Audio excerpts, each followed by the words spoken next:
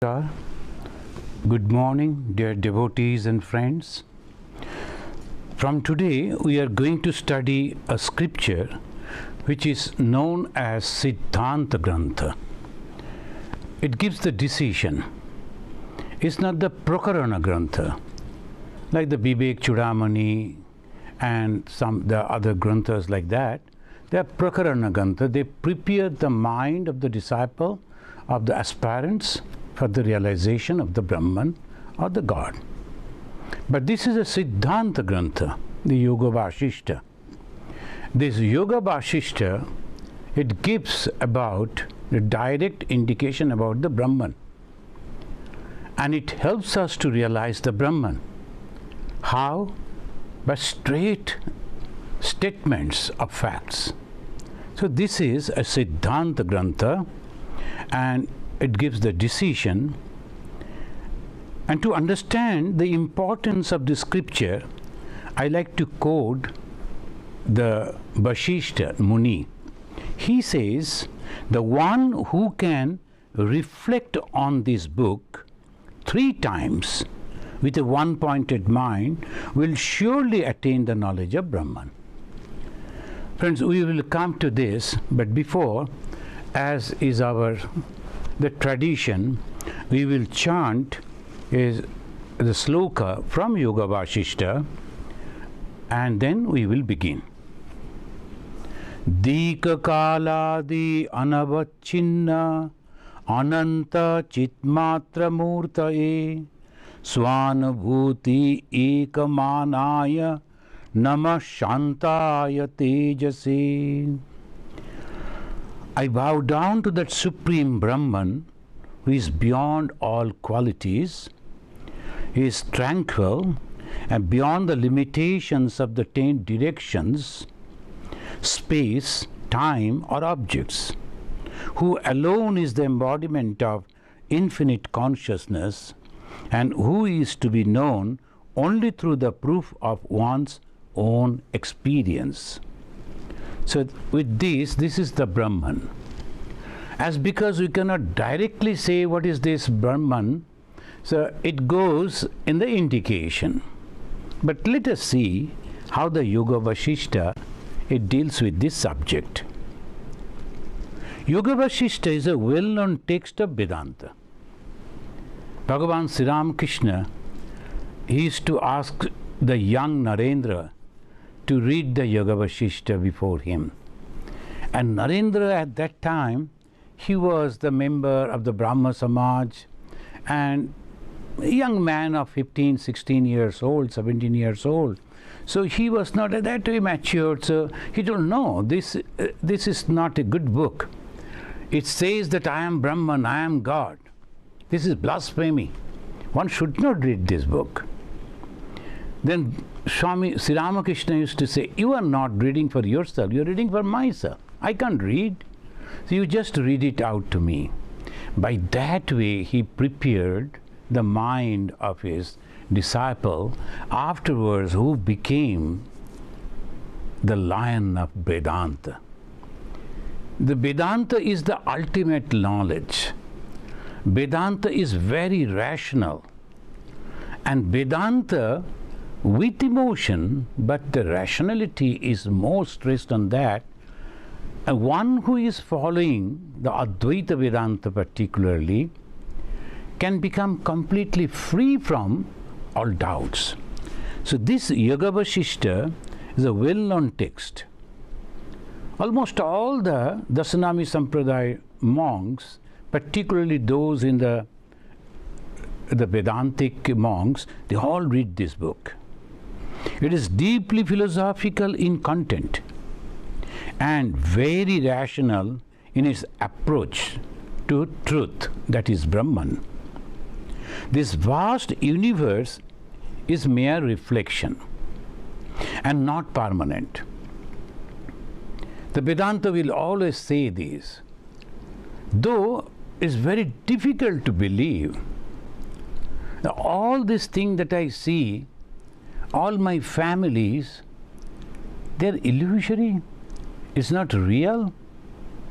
So that is very difficult to conceive, very difficult to understand. But the moment we can cross that through reasoning, and we understand the truth, and we go beyond this. So Yoga Vasishtha teaches us that it contains very rational in its approach to truth, the Brahman.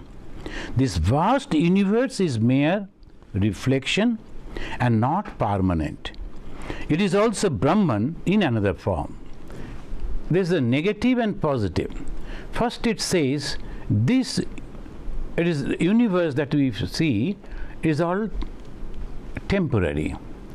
It is vanishing. We can see that. We will come to those things. Today only the introduction I will say as the beginning, the first day. The central message of the Yoga Vasishtha is this. This universe is an illusory, it is a reflection, and at the same time it is another form of the Brahman. Is it not unique? It says that this is a reflection. It is not true. You should not put your mind onto this. At the same time, it says this is also another form of Brahman. Why? Because except Brahman there is nothing. Even the reflection that comes, that is also Brahman's reflection. As because there is nothing else. So this is the reason we have to understand the Brahman is everything. And if Brahman is everything, where I stand, I am also in Brahman. I am also Brahman. But why? I can't understand that. That doubt came in the mind of a great soul, Sri Ramachandra.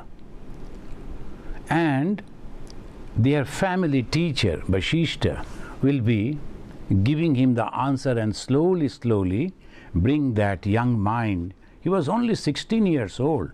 His father says not even 16. But even then, this Ramachandra, he developed that, no, this world is temporary. He understood that. So friends, we will go through that. And we will follow a beautiful story. You know, anything that our Indian scriptures, except some of our Upanishads, mostly goes through the stories, one after another, and particularly the Puranas and the Mahabharata, if you read, you won't be able to stop. Because one story will link with another, and another will link to another. It goes in so wonderful way, the whole thing comes, is very difficult. Once you start reading, you won't be able to stop till you know the whole thing. It goes in that way. Yoga Vasishtha also begins in that. Venkateshananda, the one Swami, he also wrote on the Vasishtha Yoga. And from him we get the beautiful stories. I will read from that book. The one sage, his name was Sutikshna. And this Sutikshna, he was talking with another sage whom many of us we know. We have heard the name, Agastha. This is the famous Agastha Muni. And Sutikshna, he was asking the Agastha, O sage Agastha, which one of the two is conducive to liberation? Karma or the jnana, the work or the knowledge? So one sage asking the another. Then Agastha is replying. So the birds are able to fly with the two wings. Even so, both work and knowledge together lead to the supreme goal or liberation. Why this question? Because there was a doubt. Always it was in the society. When the beginning, all our munis, they used to think how the conception came. It is slowly is generated. It's not in one day.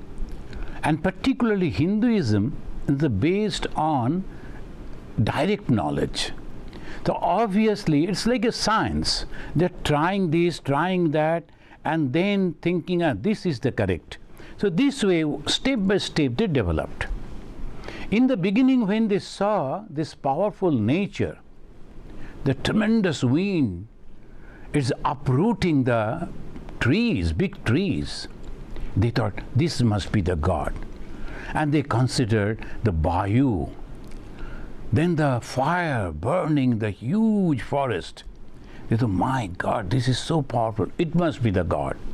So Agni, then the thunder and the rain, it must be the God of all gods. He is the king of gods, Indra. And he is having the Vajra. He is keeping everyone under discipline. So that is the way slowly they used to develop this conception from the Prakriti. And also they used to think, why our ancestors, they passed away, where they have gone? Are they lost? They were with us. Yesterday he was with me, and today he is not. Where it can be? It must be the God. So that conception of God was developing in this form. And they used to think in that way. Then they thought, we have to have some connection with God. And how can we connect the God? Then they developed the yajna, the fire. And the fire, the smoke that goes up, even today the Hindus will believe, it carries my prayer to God. So that's why they started the yajna, and it was very useful for the ordinary people too. The Agni is Devata. Agni is the God. Whatever we are giving to it, and it takes to my God. So Indra, Varuna, and like that, so many gods and goddesses conception developed. So by that way they were doing, so it became the karma. When they were just pouring the clarified butter, the ghee into the fire, it was simple. Then along with that, they used to pour the mantras, their prayers in Sanskrit. Then slowly, they developed all those, how to give it, with the right hand or the left hand, or this or that. So all complication developed. So one group of people, they started giving the importance on the yajna, and they call it karma. You want a son? Well, now you have to pray. So that is, we know the Ramchandra himself. His father was not having any children. So he organized the yajna, and from the yajna the porridge came, and that was distributed among his 3 queens, and the Rama and his other 3 brothers, they were born. So that is the way it was there, the powerful mantras. It's called karma. The moment they say karma yoga, through karma you are going to the God. You can go to God, you can go to heaven, you can achieve many things through that powerful mantras, the karma. It was true, and it is true. But at the same time, some people started thinking that through action, whatever we are achieving, it is temporary. I am doing something, in exchange I am getting something. So something that I am getting must be temporary, because in exchange of my work. So karma phala, the work that I am doing, I am pouring the oblation and it's going to God, and the God is giving me the blessings, is temporary. So obviously there must be something which is permanent. Why not go for that? Then they developed meditation. And one group of people, they were very happy with the yajnas. Another group, they separated from that. On this point, why not search for something permanent? They went deeper and deeper, and they found parikshalokan karmachitan brahmana nirveda maya krita kritena. The pariksha, they examined all these. They examined the air, they examined the earth, the water. Everything is temporary. There must be something permanent. Otherwise, how can I understand that this is temporary? I can understand that my body is temporary because it is changing. My mind is temporary because it is changing.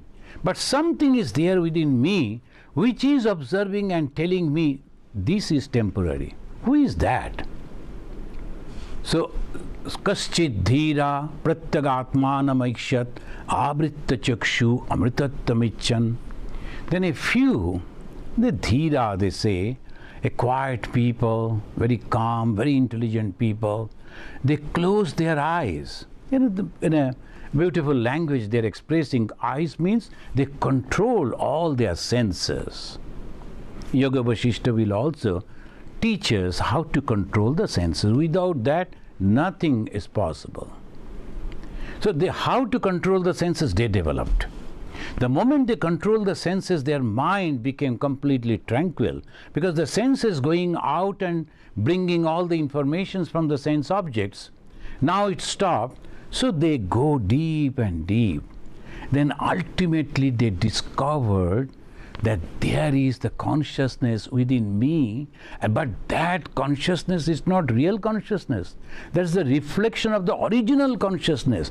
They understood that that consciousness is everything. That was the greatest discovery that the human society has ever done. That is called the Atman, that is Brahman, and in different names they call it. So this is called Brahma. This is Brahma Jnana. To realize that Brahman, that is one and alone and everything. So everything that we see is nothing but the manifestation of the one. There cannot be two. The moment there is two, the conception of two means there is confliction. And confliction means destruction. The Swami Vivekananda once commented, shall God die? Impossible. So Vedanta goes in this way.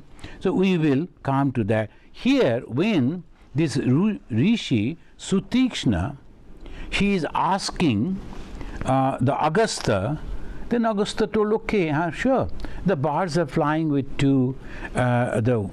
they fly with two wings, and it is also possible with the two, jnana and karma, one can realize the Brahman. But I shall narrate to you, again, when they asked this to Agastha, Agastha told, of course it is like that, but I will tell you a story that happened.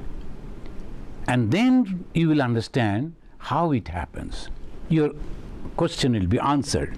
Then he tells the story of, I shall narrate to you a legend in answer to your question.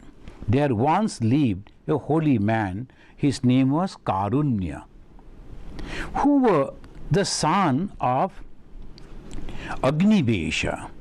His father was Agnivesha. They always used to give the identity, because the same name may be many, so they used to give the identity, the place or the father. Even today, if you go to the southern part of India and also in the northern part, they always add the first name is the father, maybe the grandfather's name, then the father's name, then the name of the village where they live or they were born, and then lastly it will be his name. So it goes in this way, 3, 4.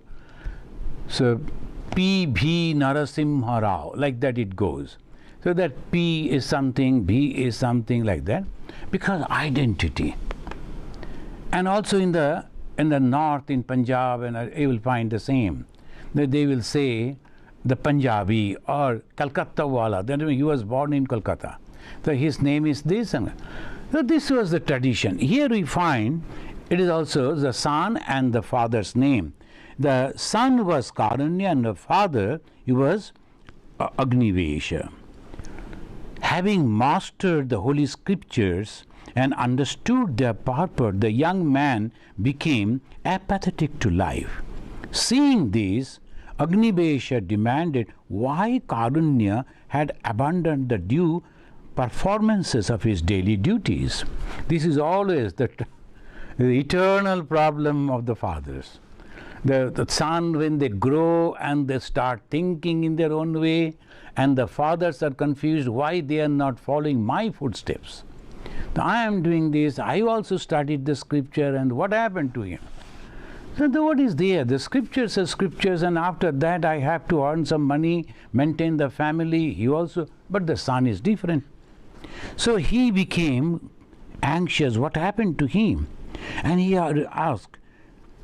Then the son told, do not the scripture declare on the one hand that one should fulfill spiritual injunctions till the end of the one's life, and on the other hand that immortality can be realized only by the abandonment of all actions. In one hand the scripture is telling you must do your duty, and at the same time same scripture is telling tyage naike amritatmana shugu, without renouncing all actions you cannot realize. Caught between these two doctrines, what shall I do? O my Guru and Father. And he asked his father, and he was his Guru.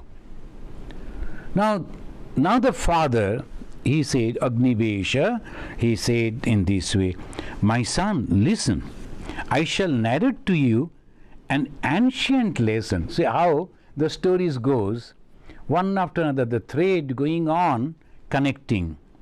The first, if you can remember, that the Sutikshna, he was asking Agastha. Then the Agastha narrated the Karunya and Agnivesha. And then again, and it goes on, the Agnivesha is going on, telling another story. What is that story? Once upon a time, a celestial named Suruchi was seated on a peak in Himalayas. When she saw a messenger of Indra, the king of gods, fly past. Questioned by her, he informed her of his mission, which was as follows. Now, when we think of the Swarga, heaven, we think it's a conception. But there were some places, they say, there's a theory that in reality it was the Kashmir and the higher region of that Himalaya, it was Swarga. It is a beautiful place. And the people who used to live over there, they were very powerful and very intelligent, educated, cultured. So they were called the Devata, and that was the Sarga. And below that, and there were other people who were not that way cultured and educated, but they were very capable to work. So they were known, so naturally, two groups.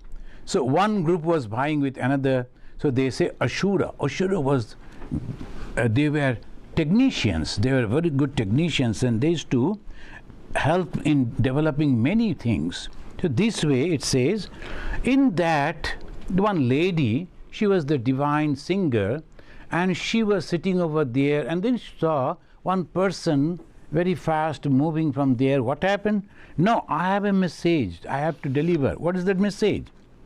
A royal sage by name Arishtanemi, Agastha, all these names we have heard. This Arishtanemi was Rajarshi. That's why I say royal sage. Raja, Rishi. Raja is the king, but at the same time he was a very knowledgeable person. So Rishi, so he entrusted his kingdom to his son and engaged heartbreaking austerities in Gandhamadan Hill he was doing the practice of austerity. What is this austerity? Constantly keeping the mind at the feet of the God. That is called austerity. Sometimes they won't eat much, and because when I am eating I feel sleepy, though the time will be wasted. So they will go on a little food, and then most of the time they will keep their mind either studying the scripture or meditating or repeating the name of God, praying to Him, singing to Him. That is called austerity, spiritual austerity. So he was doing that in the Gandhamadan Hill.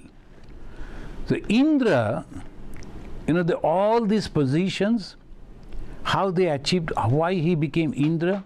Because he practiced spiritual austerities and then severe his spiritual austerities. So he got that position. It's a position, it's a post.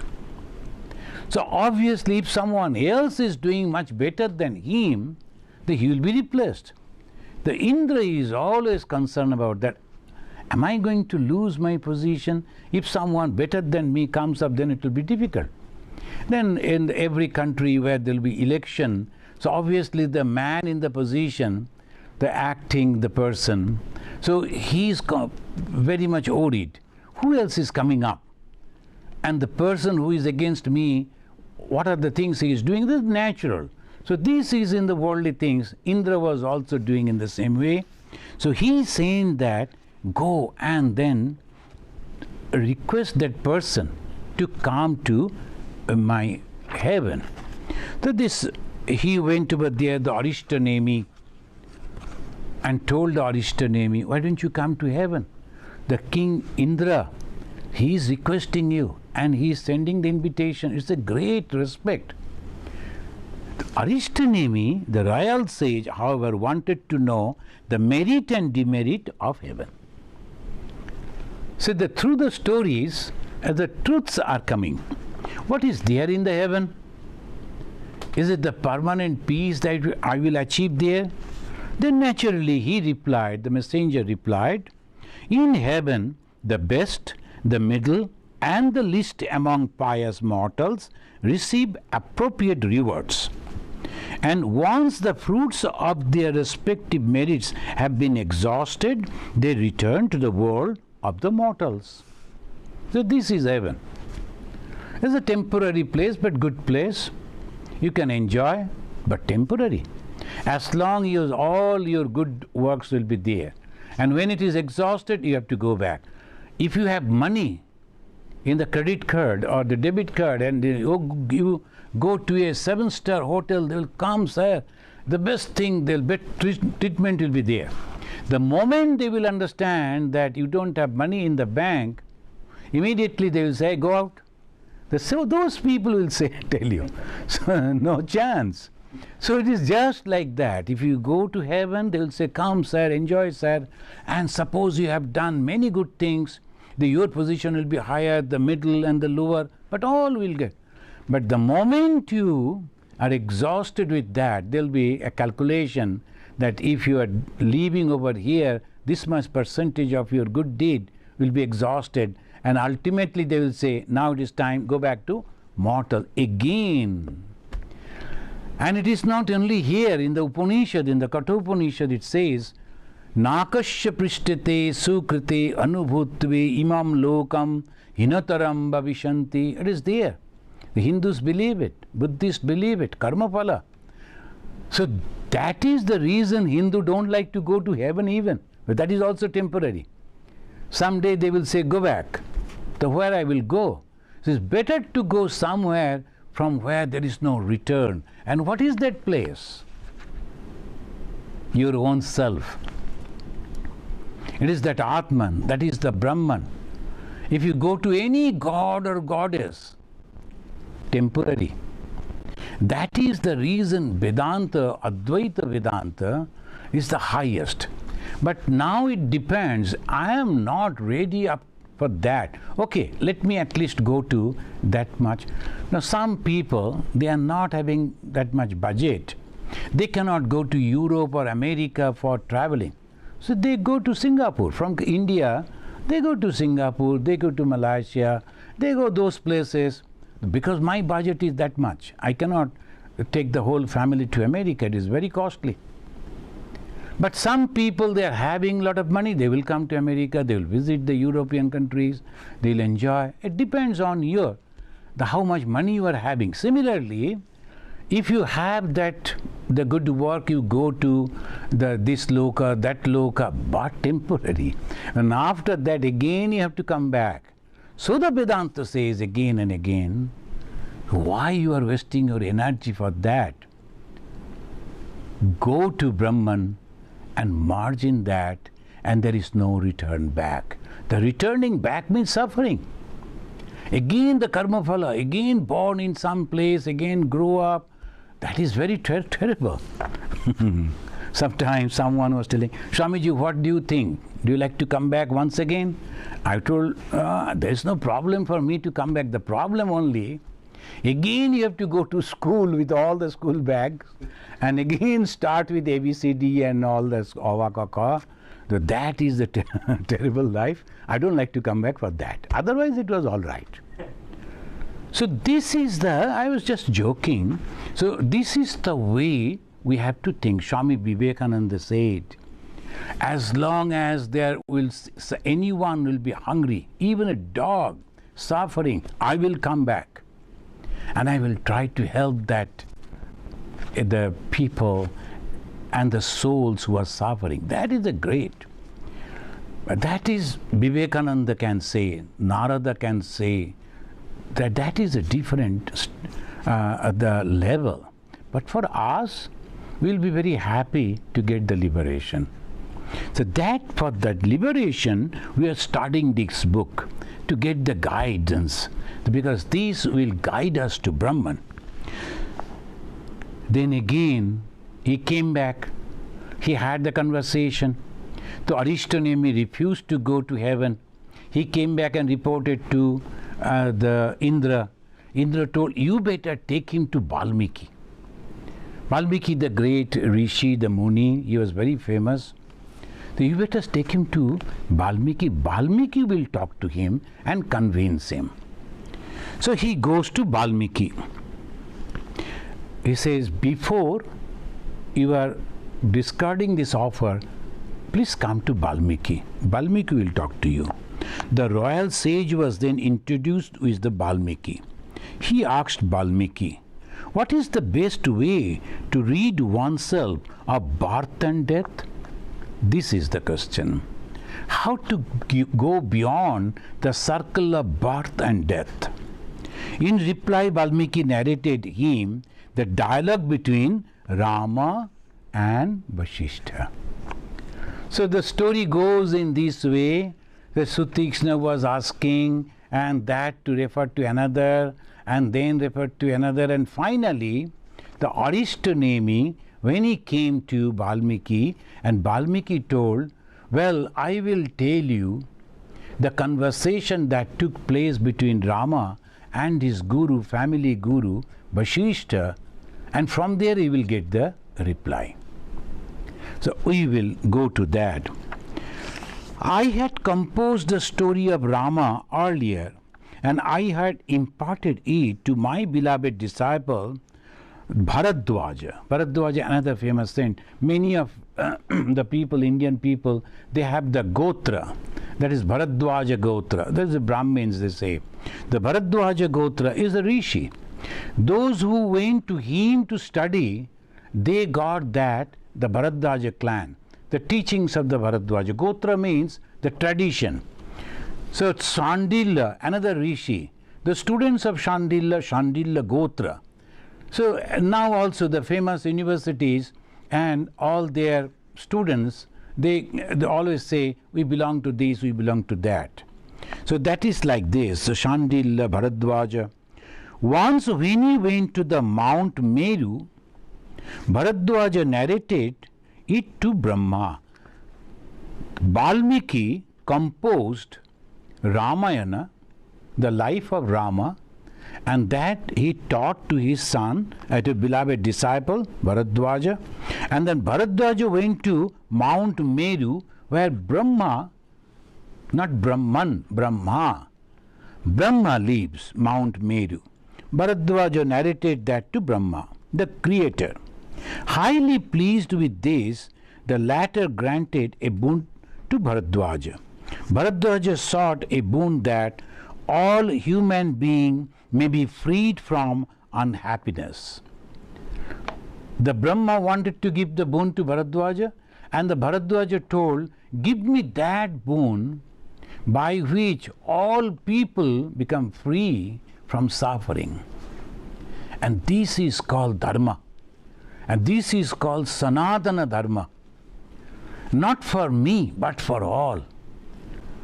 The eternal religion means thinking for others, feeling for others, sacrificing for others. That is Dharma. And we always think dharma means some of the systems, and to follow that system we have to kill others, and at least we have to criticize others. Why? So understanding dharma, and some people will say banish dharma at all the religion are bad. It is not like that. We don't understand. Look at this.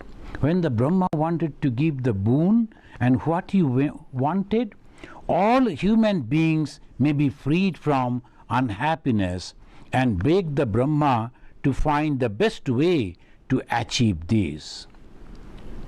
Brahma said to Bharadwaja, go to the sage Valmiki and pray to him to continue to narrate the noble story of Rama in such a way that the listener may be freed from the darkness of nescience, ignorance. And saying that, he accompanied Bharadwaja to Valmiki. And Brahma said to Valmiki, O sage, your story of Rama shall be the raft that with which men will cross the ocean of samsara. Having said this, the creator instantly disappeared. But the rishi, the Valmiki, could not understand what Brahma actually meant. So he wanted to know from his disciple Bharadwaja. Then Bharadwaja repeated, Brahma would like you to reveal the story of Rama in such a manner that it would enable all to go beyond sorrow. I too pray to you, O sage, kindly tell me in detail how Rama, Lakshmana and other brothers freed themselves from sorrow. I then revealed to Bharadwaja the secret of liberation of Rama and his brothers. And he continued, neither freedom from sorrow nor realization of one's real nature is possible as long as the conviction does not arise in one that the world appearance is unreal. The Valmiki is telling. He is talking about the moksha. Then he said, I shall narrate to you how Rama lived an enlightened life of a liberated sage. Knowing this, you will be freed from the misunderstanding concerning old age and death. Friends, we are proceeding towards the knowledge of Brahman. And Valmiki now finally is going to tell us that by narrating the story of Sri Ramachandra. Sri Ramachandra's story, but before that, what he said? You have to understand this world all around you, including my body and mind, is temporary. This is the first thing. Otherwise, it is impossible. Saying that, he is taking us to the story. Upon his return from the hermitage of his preceptor, in those days, as we have already discussed, those who are following my classes, you know, we have already discussed in our Bhagavatam class, the last message of Krishna, the groups they created, and one person's life was divided into 4 parts. First is the brahmacharya. The brahmacharya means up to 6 years he should be with the parents. The child should be with the parents. Then from 6 to the 16, this 10 years he should spend with the teacher. And after that he can come back and decide whether he will become a rishi or a monk or a householder, whatever the profession he wants to choose, he could choose. He was free to that. The Rama returned back. That means he completed the 16, the age. So he went to his preceptor, the house, and then he is coming back. And then the Rama was very happy. And he took the permission of his father and went out for pilgrimage. He went to all places of India and different holy places met the holy people and came back. Rama returned to the whole country from the Himalaya downwards along with his brothers. He then returned to the capital, and to the delight of the people of the country, they all used to love him. Upon entering the palace, the Ram then bowed down to his father, and natural, all those things. But after some days, he started changing. For some time, Rama lived in the palace, duly performing his daily duties. However, very soon, a profound change came over him. Dhritarashtra asked Rama, "Beloved son, what that is worrying you?" Just like any son to his father, see, sometimes the parent, one mother came to me and he was telling, "Swamiji, I am so much worried about my son. Please tell me how can I teach him," and all that. I was just laughing. The same problem was the famous king, the Dasharatha. He was having the same problem with his son Rama. About the other sons, there is nothing mentioned, because Rama, he was very famous and he was beloved. So Rama's concerned. Rama was not talking, not taking interest in the household duties or in the games or in many other things. The princes are supposed to do like that, but he was not participating in all those. He was rather preferring to be alone. So one of his friends and also the servant who was to look after him, he reported it to his father and Dasharatha. And Dasharatha was concerned. He asked, "Beloved son, what is worrying you?" And Rama politely replied, "Nothing, father." The Dasharatha could not get the answer from the Rama. Soon after this, there arrived at the palace Vishwamitra of the world renowned. And the Vishwamitra, when the Vishwamitra came, Dasharatha was very happy. Vishwamitra was very powerful rishi. "O sage, what may I do for you? Pray, whatever be the wish with which you have come to me, consider that wish already fulfilled." This is a mistake that Dasharatha did. By this way, he gave the promise, in whatever wish that you are having, consider that it has been already granted, it has been given. The rishi have come to the king, and the king is supposed to, and what the king will do? He will give them money, some support. So that sometimes the rishis used to come to the king, "I have so many disciples, and I have for the maintenance, I need some money," and the kings used to give. So he thought it might be like that, but it was different. What is that? Vishwamitra was delighted to hear Dasharatha's word and proceeded to reveal the mission. What was the mission? "O king, I need your assistance in the fulfillment of a religious rite undertaken by me. Whenever I undertake a religious rite, the demons who are the followers of Khara and Dushana with these two names, it comes in the Ramayana again, invade the holy place and destroy all that. Under the vows of the righteous rite, I am unable to curse them." The rishi had the power to stop, but as a rishi, as a monk, we are not supposed to do that. It is the protection should be given by the king, by the rulers, the administrators, but the monks are not supposed to do anything against the other people. Then he said, "You can help me." How? "Your son Rama can easily deal with these demons, and in return for this help, I shall confer manifold blessings upon him."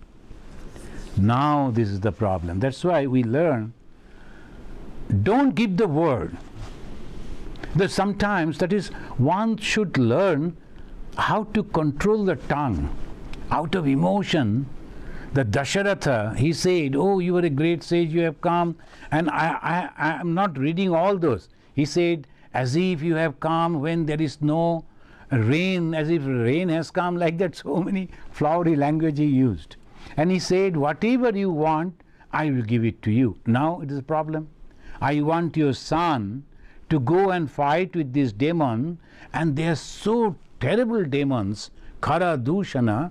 So how the Rama of only 16 years can do that? Naturally the father, he was very much worried, and he said, and he was telling, "Your son Rama can do it." Hearing this highly unwelcome request, the king remained stunned and silent for a while, then replied, "O sage, Rama is not even 16 years old." Just like any father, he will never increase the age of his son. He will always say, if it is 16, it is only 14. So like that, they always try to, "O sage, Rama is not even 16 years old and is therefore not qualified to wage a war. He has not even seen a combat. Command me to accompany you. Command my vast army to accompany you, and we will exterminate the demons." Dasharatha was a very powerful king. Very powerful. And in India, now we do not know, this Dasharatha's kingdom was not that only Ayodhya. It was only the capital. He was up to the Afghanistan, the huge kingdom he was having. One of his sons, Rama's brother, the Bharata, his mother's house was there, and he used to go over there. So very vast and very powerful king. Vishwamitra was angry. This is a very special type of the rishis. If they want this, A means A, never B. So Vishwamitra was angry. Seeing this, the sage Vashishta intervened. Vashishta was their family guru. The Vashishta said, "O king, it is unworthy of you to go back on your promise." He promised, "Just whatever you wish, that will be given to you." He promised. Now he is telling, "No, not my son, but I am ready to go." The Vashishta said, "No, it should not." So what is dharma? Keeping the promise. So see here also, king should be an exemplar of righteous conduct. Rama is safe in the care of Vishwamitra, who is extremely powerful and who has numerous invincible missiles. He will be teaching. Actually, that was all God's planning.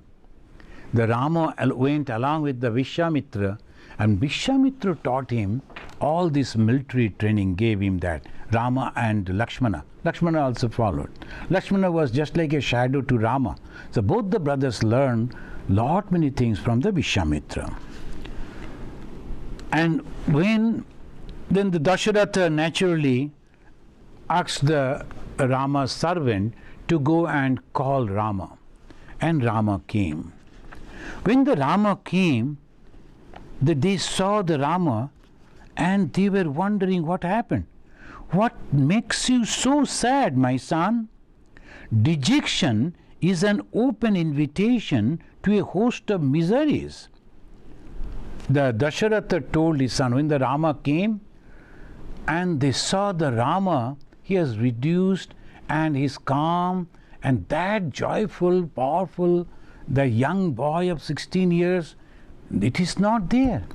He's completely different. He's withdrawn, his vacant look.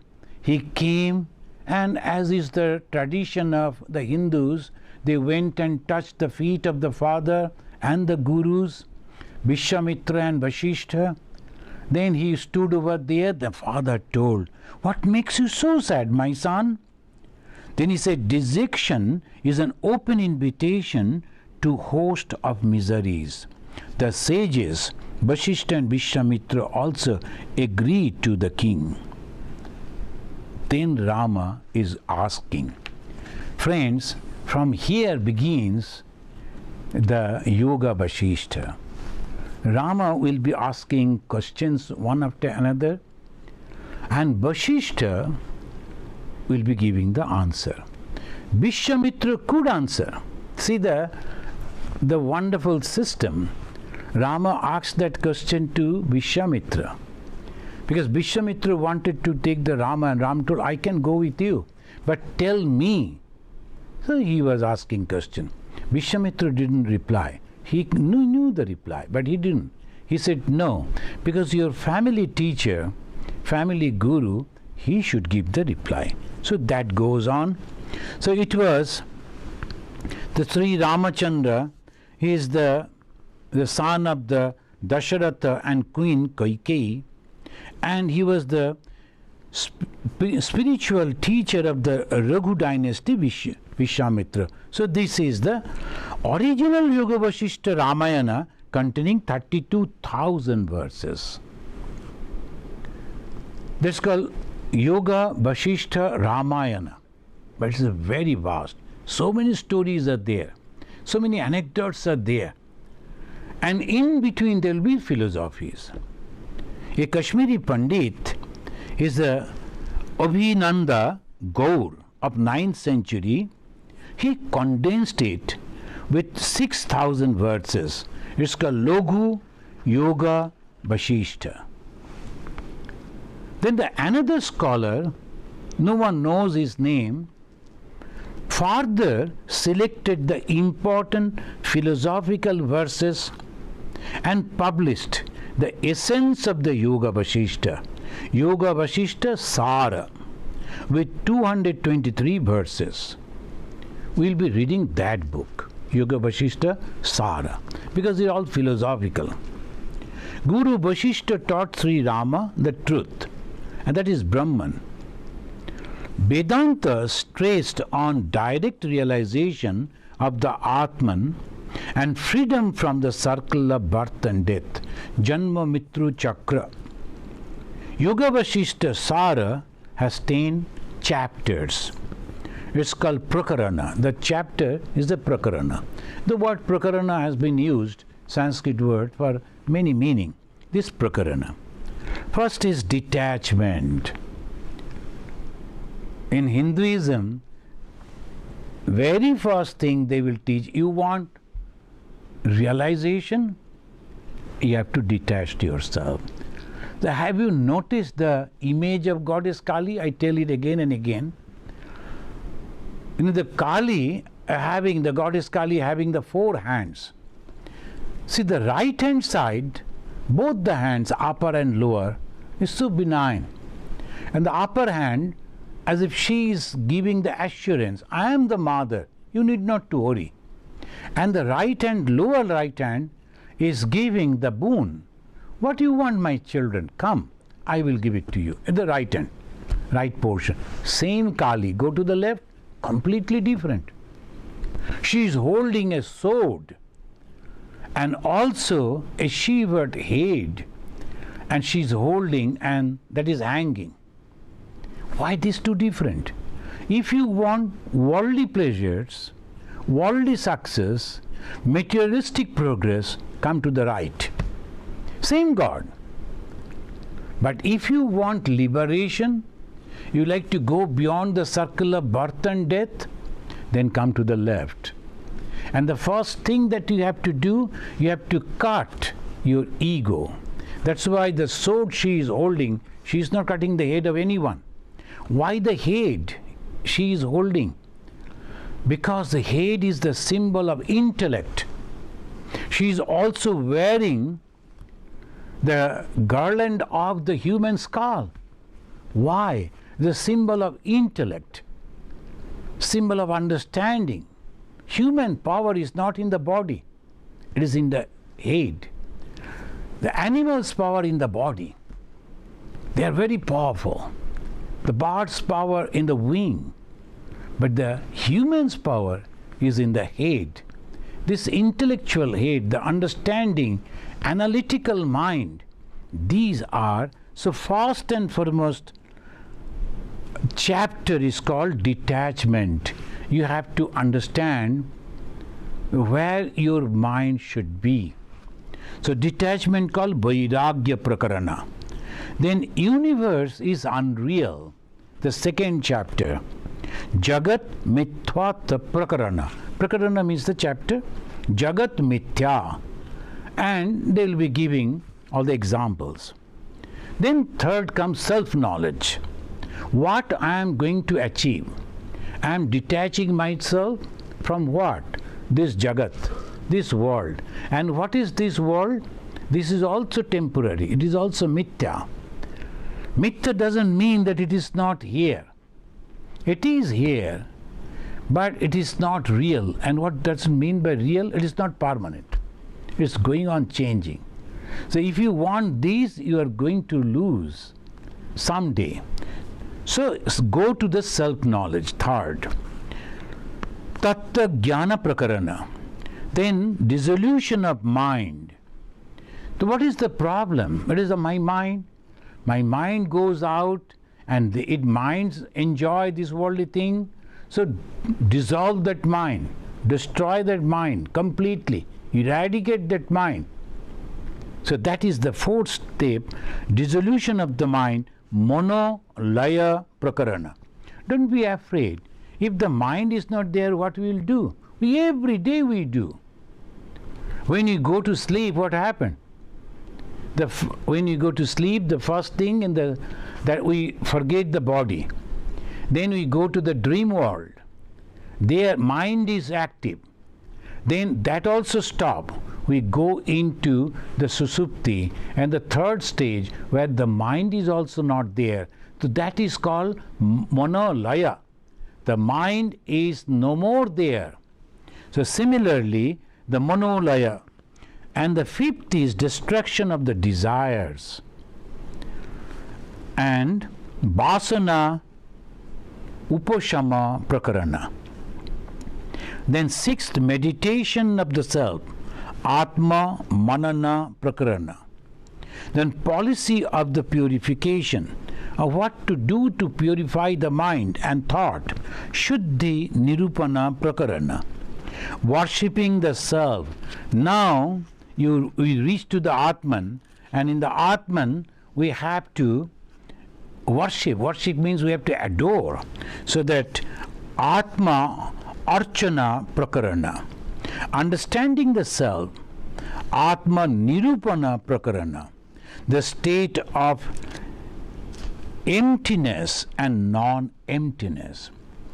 Emptiness and non-emptiness, the Shunya, Ashunya, Pada Prakarana. The Buddhists, they say it is all Shunya, nothing is there. Vedanta says it is not Shunya. It is there because it is Brahman is there. On the Brahman it is reflected. So we cannot deny the Brahman. When you go to movie, we see a white screen. On that white screen, all the movies are going on. Stories are going on, developing over there. But we cannot say that there is nothing. Of course, the white screen is there. But the pictures that is projected on that, it is Shunya, nothing. But on what we see the picture? That is called the difference between the Vedantin and the Buddhist. Now we have termed the subtitle of this that we will be studying, a guide to Brahma Jnana. Yoga Vasishta, a guide to Brahma Jnana. But Brahma Jnana cannot be expressed by words. As we find the Jnana Shamkalini Tantra, in the 52nd verse it says, Uchchistam Sarva Shastrani Sarva Vidya Mukhe Mukhe Na Uchchistam Brahmana Jnanam Abhyakta Chetanamayam. All scriptures and all knowledge uttered by the lips, and naturally it has become defiled. But the Brahman, which is unmanifest and of the nature of consciousness and true knowledge, has never been defiled. No one could express what is Brahman. So that we will see how the Rishi Vasishta is expressing and giving that Brahma Jnana to Sri Ramachandra. The one commented that usually the God teaches the people, and here the teacher is teaching the God himself. Sri Ramachandra is the God. So that is very interesting. We will study from our next Sunday classes. Friends, if you like to follow me, I am trying to follow this particular book, Nectar of Supreme Knowledge, Yoga Vasishta Sara by Swami Sarvadevananda.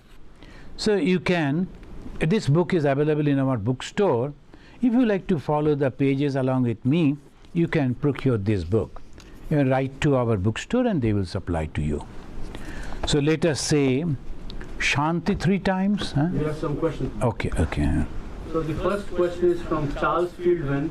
He says, Thakur Sri Ramakrishna never told a lie, yet he told Narendra that he was reading this book for Thakur's sake, when he knew this was also for Narendra's sake.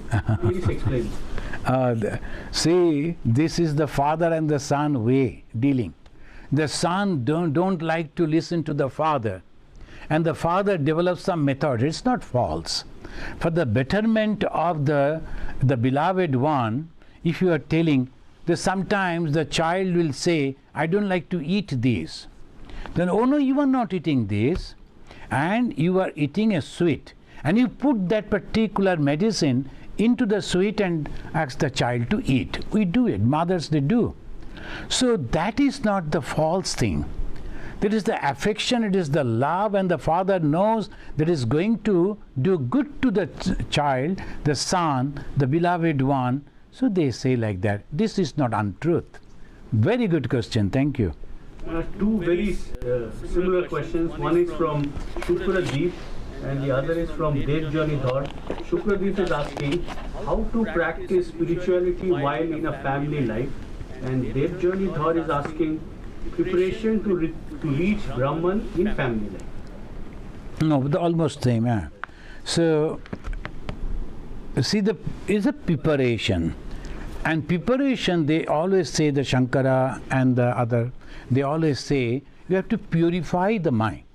And what is the purification of the mind? Understanding this world is temporary. Again and again the Vedanta says that. And when we understand that, don't get attached to that. Involvement is all right, but don't get attached to that. Whether in a monastic life, organizational monastic life, individual monastic, he goes on Ramta Sadhu, that is different. But the organizational monastic life like ours, we have so many duties, responsibilities, we are performing that, but at the same time we are not attached at all. The same way, if you can develop as a father, as a mother, as a son, as a sister, and any relation in the family, you must act accordingly. At the same time, in the deep core of your mind, you should know nothing is permanent. Everything is going to leave me. So, oh God, you are the only one, and I am that Atman, I am that Brahman. That way it's called preparation, and the easiest way that the Tantra and the Bhakti Marga they have developed is the Mantra Diksha. If you have taken the mantra from the Guru, and if you go on repeating the mantra, that will purify your mind, whatever you are doing in the world. But if you go on repeating the mantra, mantra has a special power, it will purify your mind for sure. That is the way. Thank you. The next question is from Kamal Chaudhary, saying, what is the difference between a Rishi and a Muni? Rishi and the Muni, almost the same. The Muni is the Mananshila. They used to, the think tank, nowadays in the modern times they say, every government they will have, the president or the prime minister will have some think tank. They are not directly involved, but they research on a particular object, thing, and then when necessary, give the advice to that administrator. The Munis are like that. They were the think tank. They used to develop, they used to think how to develop the agriculture. Now, in those days, animal husbandries, and like that. The Munis, they were the advisors of the kings, and they were the think tank. Rishis, they were the researchers of the spiritual life. They used to go and do themselves, perform themselves, and they used to do the research on themselves and find the path for God realization. But very subtle, very difficult, but we can say these are the two differences. The next question again from Charles Philman. He said, you said the monks are not allowed to curse. Is that why monks of the Ramakrishna order do not participate in politics? Oh, Charles, you know a lot. Very good. Thank you. So that is the reason, when we take the oath as a monk, all monks, so we take the oath, from me no danger be to aught that lives. Swami Vivekananda said. And there are some of the oaths, my whole life is dedicated for the betterment of others. How can I curse? But the moment you take the participation in the politics, politics means power grabbing. And sannyasa means giving away. How these two can go together? If I am supporting a party, whatever it may be, A or B, then naturally if I support the A, I have to criticize B. And the monk cannot do that.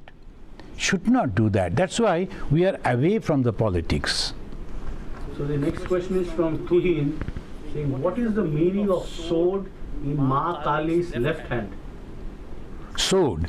Oh, that is the sword means jnana. There's a jnana khadga, they say.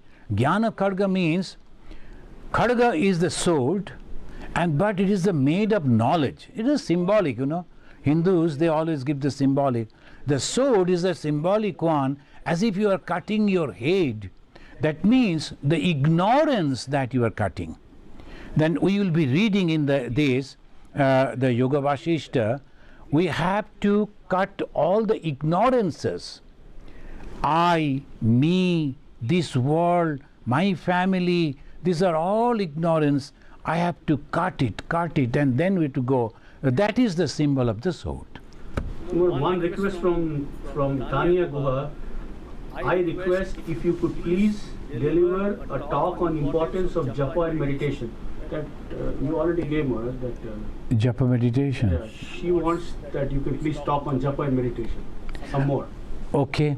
So I think I delivered. I don't know, but in our website, if you go, the chicagovedanta.org, there in the home page, if you scroll down a little, and there will be all that Facebook and the Twitter and all that, and one devotee's blog is there. One lady devotee and her husband, they have collected all my talks and they kept over there, and very nicely they have given. If you go and open it, and you will find this type of talk over there. Or of course, it's a very interesting topic. Someday we may talk again. Thank you, Tanya. So let us say 3 times, Shanti, Shanti, Shanti, and we conclude. Our problem comes, I just reminding you, comes from the nature and from the neighbors and the people around, and not only the people, animals and insects. And the third problem comes from my mind and body. So the prayer to the Supreme that please be happy with me. Om Shanti, Shanti, Shanti, Harihi Om Tat Sat.